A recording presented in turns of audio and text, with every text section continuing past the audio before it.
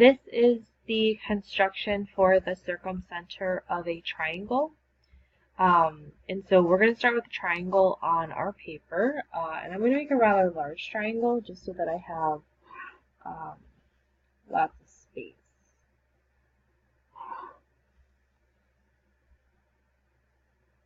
Now the circumcenter of a triangle is the point where the perpendicular bisectors intersect inside of the triangle.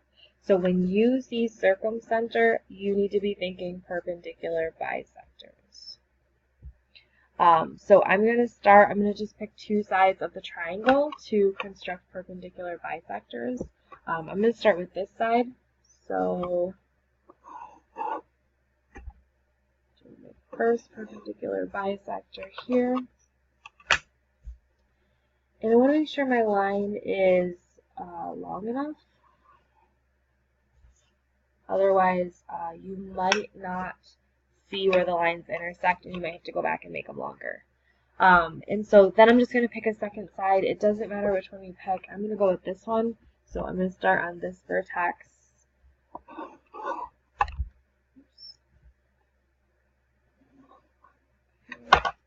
My second perpendicular bisector right there. Okay, and so we can see where those two perpendicular bisectors intersect is right here. I'm going to call this point C for circumcenter. And I could construct the perpendicular bisector of the third side. It will also go through point C, but I don't have to. Once I have two of them on my paper, I know where the circumcenter is located. The other thing that we can do with this construction is to construct the circle that is circumscribed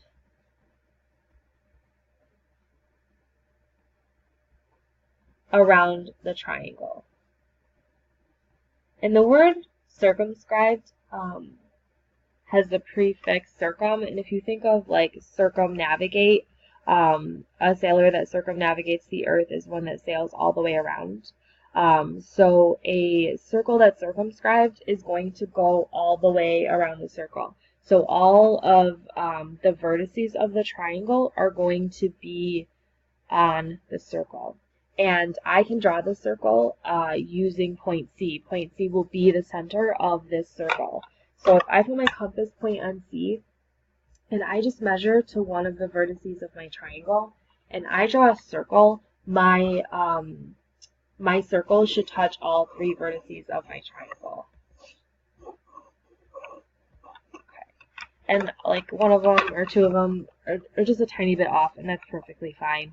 But it's pretty close. And so this circle is circumscribed around this triangle.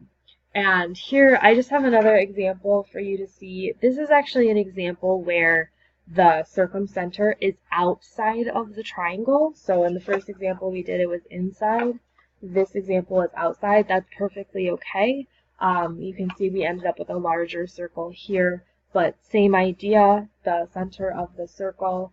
If I measure to one of the vertices and draw the circle, it's going to intersect the three vertices of the triangle.